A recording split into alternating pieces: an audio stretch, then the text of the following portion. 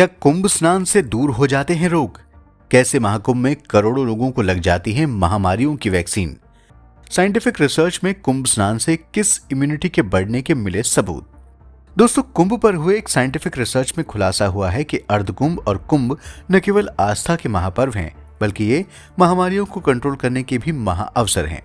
6-6 साल के अंतराल पर पड़ने वाले ये स्नान पर्व लोगों के अंदर एक खास इम्यूनिटी को डेवलप कर देते हैं, जिसकी वजह से उनके ऊपर घातक वायरस और बैक्टीरिया के हमले बेअसर हो जाते हैं। आपको बता दें कि एक नहीं बल्कि 3 वैज्ञानिक संस्थानों के रिसर्च में इस बात का खुलासा हुआ।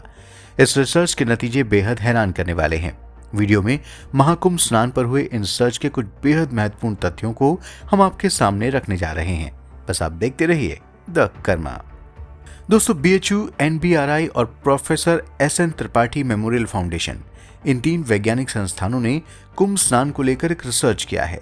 इन तीनों संस्थानों ने 2013 के कुंभ, 2019 के अर्धकुंभ में भी अपनी रिसर्च रिपोर्ट को दुनिया के सामने रखा था और अब 2025 के महाकुंभ में भी इनकी रिसर्च जारी है। अब तक हुए शोध में जो बात सामने आई है वो हेल्थ के नजरिए से काफी अहम है। तीनों संस्थानों के वैज्ञानिक रिसर्च के बाद इस नतीजे पर पहुंचे हैं कि कुंभ स्नान के दौरान करोड़ों लोगों का एक नेचुरल वैक्सीनेशन होता है। कुंभ के सभी 6 महत्वपूर्ण स्नान करने वाले लोगों और कल्पवासियों में हर्ड इम्यूनिटी डेवलप होती है और उनके शरीर की प्रतिरोधक क्षमता बढ़ जाती है। वैज्ञानिकों ने बताया कि 2013 में प्रयागराज में कुंभ के अवसर पर हर प्रमुख स्नान पर संगम स्थल और आसपास के क्षेत्र से 765 नमूने लिए गए थे और कल्पवास करने और स्नान करने गए 1000 लोगों का हेल्थ चेकअप किया गया और ब्लड टेस्ट किया गया।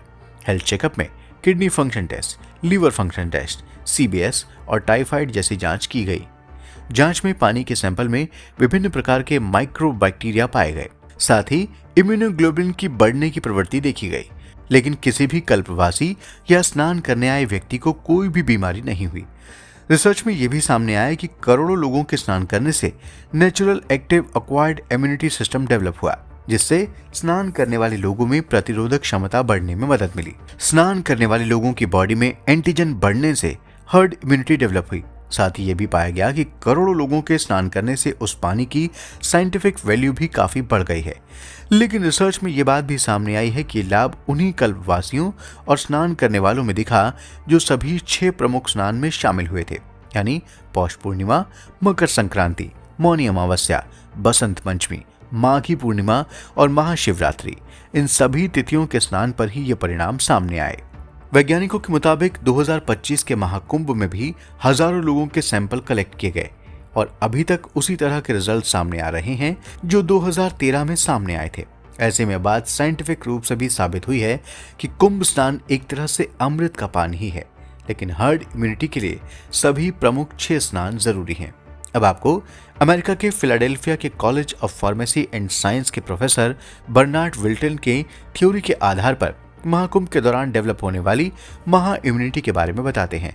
प्रोफेसर बर्नार्ड के मुताबिक हमारा शरीर जब रोग फैलाने वाले बैक्टीरिया, वायरस जैसे सूक्ष्म जीवों के संपर्क में आता है तो हमारा शरीर उनके खिलाफ एंटीबॉडी बनाता है। एंटीबॉडी प्रोटीन के बने वो कण हैं जो हमारे शरीर की कोशिकाओं में बनते हैं और बीमारियों से शरीर की रक्षा करते हैं। कुंभ स्नान और कल्पवास के जरिए कल्पवासियों का शरीर पहले तो प्रकृति में या कल्पवास करने आए दूसरे कल्पवासियों के शरीर में मौजूद नए रोगों और रोग फैलाने वाले सूक्ष्म जीवों के संपर्क में आते हैं। इसके परिणाम स्वरूप उन लोगों के शरीर में इन रोगों के खिलाफ एंटीबॉडीज बननी शुरू हो जाती हैं। बार बार स्नान करने से शुरुआती दिनों में ही शरीर में बड़ी मात्रा में एंटीबॉडी बन जाती हैं। इसका असर यह होता है कि शरीर में रोग पनप नहीं पाता, बल्कि उसके खिलाफ प्रतिरोधक क्षमता पैदा होने लगती है।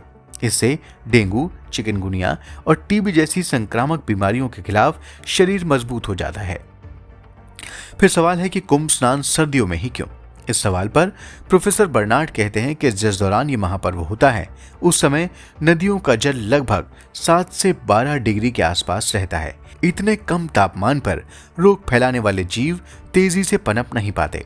इसके बाद दूसरा अहम तत्व है भोजन।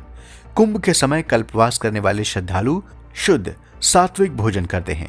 ये भोजन रोगों का मुकाबला करने में शरीर की मदद करता है और उसकी प्रतिरोधक क्षमता को भी बढ़ाता है। एक खास बात और, कुंभ के दौरान हमारे शरीर में बनी ये एंटीबॉडीज आगे चलकर नए रोगों या रोग फैलाने वाले सूक्ष्म जीवों के लिए बेकार साबित होने लगती हैं। इसलिए हमारे धर्म ग्रंथों और पूर्वजों ने व्यवस्था रखी है कि हर 6 साल बाद बड़ी तादाद में जनता फिर से अर्ध या पूर्ण कुंभ में हिस्सा ले। इस तरह से देखा जाए तो आधुनिक विज्ञान के नजरिए से भी कुंभ वास्तव में अमृत स्नान ही है। दोस्तों, कुंभ स्नान को लेकर जो साइंटिफिक रिसर्च हुई उसके नतीजों और धर्म ग्रंथों की थ्योरी में जो समानता दिख रही है उसे लेकर आप क्या सोचते हैं, कमेंट बॉक्स में जरूर लिखें। इस वीडियो को लाइक और शेयर करें, चैनल को सब्सक्राइब करें और नोटिफिकेशन के लिए बेल आइकन दबाना बिल्कुल ना भूलें। धन्यवाद।